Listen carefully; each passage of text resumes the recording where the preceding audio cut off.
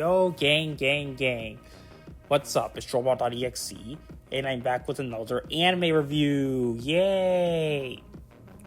Today, I'm going to be reviewing an OVA this time.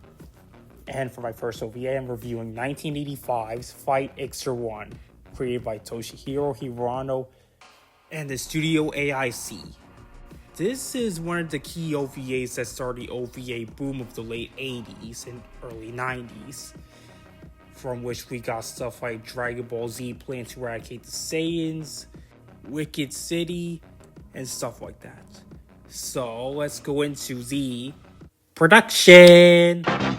Okay, so there's not a lot in the production, but originally Iczer 1 was a manga created by Ray Aron. The manga was published in the adult magazine Lemon People, and initially the titular character had cat ears. So, one of the changes were to make her have more elf-like ears, which was traditional for anime at the time, and also to darken the tone, as the original manga was quite lighthearted. Another note is that a lot of elements from Kikaider, an old tokusatsu series, were plopped into Iczer 1. Most notably, Iczer 1's evil counterpart, Iczer 2, actually got many elements of Hakaider, the evil counterpart to Kikaider. By personal request of the director, Toshihiro Hirano, they even brought the guy responsible for Kikaider's music, Shumei Watanabe, most famous for composing the first 6 Super Sentai series, and Mazinger Z and Great Mazinger. Hirano actually collaborated with Aron to make Iczer 1 into an anime. However, they decided to port it directly to video as an OVA. So naturally, they were unwilling to hold back on a lot. Also, one of the villains, Trollbot, was actually changed to a female in the anime version. So, let's move on to the heroes. Our main character is 17-year-old Nagisa Kano, voiced by Mayumi Sho. Mayumi Sho needs no introduction to Dragon Ball fans, as she was the first voice of Chi-Chi. Fun fact, Mayumi Sho was actually selected because Hirano heard her performance as Mayumi Kano in Megazone 23 and liked her so much that he brought her on board personally. Anyways, on the subject of Nagisa, she is a high school student, initially, until her life got turned upside down by the Cthulhu, as parasites, probably sneaking into the water supply, begin taking over her classmates and even spreading to her parents. After said parents are killed by Iczer 1, because once the parasites take over, there's nothing you can do, they're just beyond help. Nagisa initially blames Iczer 1 for their deaths. And unlike most other characters in this situation, I wholly understand. But eventually she learns bravery and synchronizes with Iczer 1 and fights enemies in the giant robot. She is your typical kind-hearted high school girl who also tends to be shy. Other facts about her I'll talk about when I get to the animation section, so let's move on to the titular Iczer 1, voiced by Yuriko Yamamoto, most famous for voicing Yuria from Fist of the North Star, Sandy Bell from Hello Sandy Bell, and Sarayuki from Don Cougar, which I will talk about a bit later in the video. Iczer 1 is actually a robot created in space by the Cthulhu, so I'll refer to her and her sisters as space droids, or space gynoids? Okay, space droids, let's move on. She is powerful, has her own pocket dimension powerful, can fly through deep spaces will powerful. She is actually half of a wish-granting machine. The other half I will talk about later in the villain section, and I'll talk about that more on later. Anyways, she doesn't have much of a personality to her besides being a typical warrior of justice you would find in any tokusatsu show.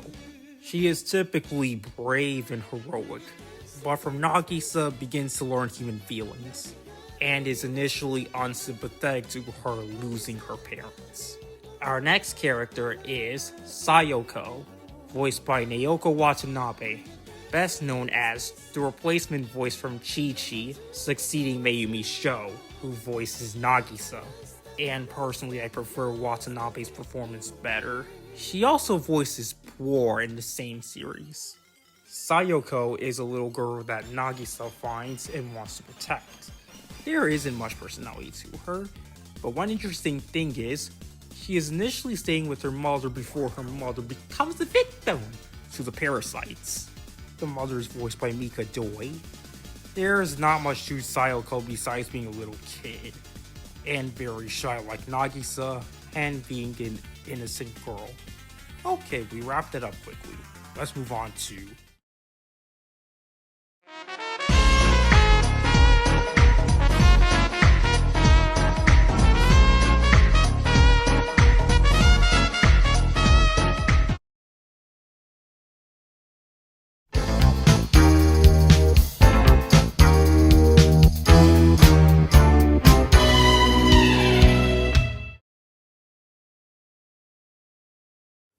the villains.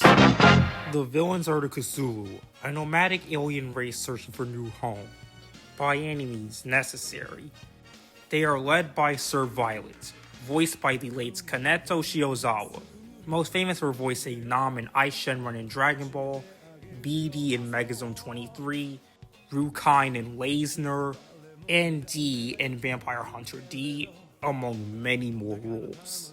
Sir Violet, as leader of the Cthulhu, never leaves her spaceship and spends the story sending her men after Earth. However, we see that she was once a good person who generally wanted the best for her race, and did not want to think about her race dying out before finding a new home. Interestingly, in those flashbacks, she's voiced by Sumi Shimamoto, most famous for voicing Nausicaa in Nausicaa in Valley of the Wind, Clarice in Lupin III, The Castle of Cagliostro, and Kyoko Otanashi in Maison Ikoku. Okay, that's all I'm willing to talk about her for now, so let's move on to one of her generals.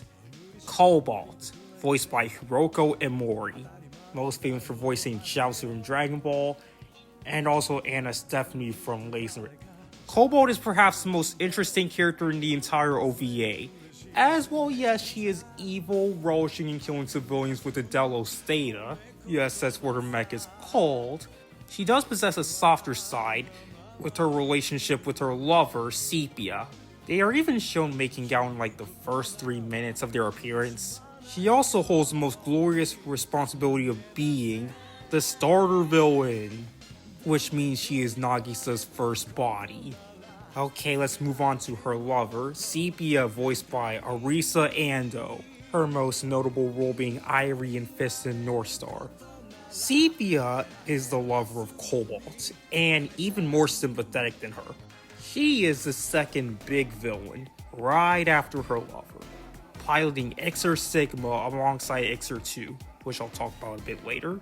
It is shown that she enjoys killing civilians a lot less than her partner, and we are shown that her hands are not rated E for everybody, as she refuses to step on Sayoko with the Iczer Sigma. She happens to be partners with Iczer 2, voiced by Keiko Toda, famous for voicing Corolla Giblet in Ideon, Hajime Amamori in Queen Millennia, and Elizabeth Krebley in Leisner.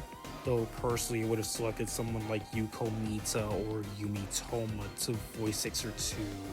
Iczer 2 is the sister to Iczer 1, created by Big Gold, which we'll talk about later, and thus she is its most loyal servant, and outlasts most of the other villains, even including Sir Violet.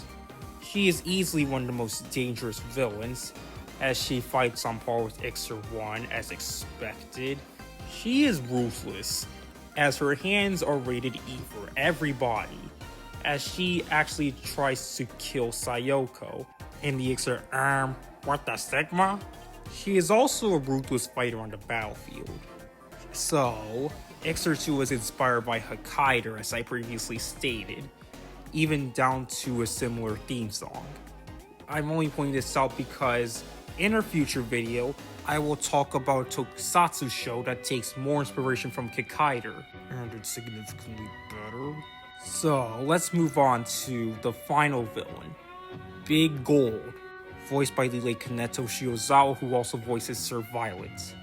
Big Gold is the other half of a wig-granting machine, with Iczer 1 being its counterpart. The Clanker apparently heard Violet's inner thoughts about finding a new planet, and decided to reform the Cthulhu into a military regime. And also, she brainwashes Violet, which explains why there's not much to Violet, and why the sudden change in personality. However, unlike Sir Violet, Big Gold actually one time decides to go down and fight for itself, and is the final villain that Iczer 1 faces. Okay, so let's move on to the story. So, I'm gonna assume this takes place in 85. Planet Earth is unsuspectedly under attack by the Cthulhu, who send down parasites called the Vedans to take over Earthlings and turn them into creatures that, to me, reminds me of Venom from the Marvel films. However, Iczer 1 has come to Earth to find a partner to synchronize with so she can effectively stop the threat. And so she finds Nagisa Kano. After some shenanigans, Nagisa Kano and Iczer 1 eventually bond together, and thus they're able to use the Iczer Robo, Iczer 1's trademark super robot. Now the two of them have to defend Earth from the Cthulhu. And unfortunately, that's all the time I have for today. So I'm gonna cover the mechs, the music, and the animation in another video.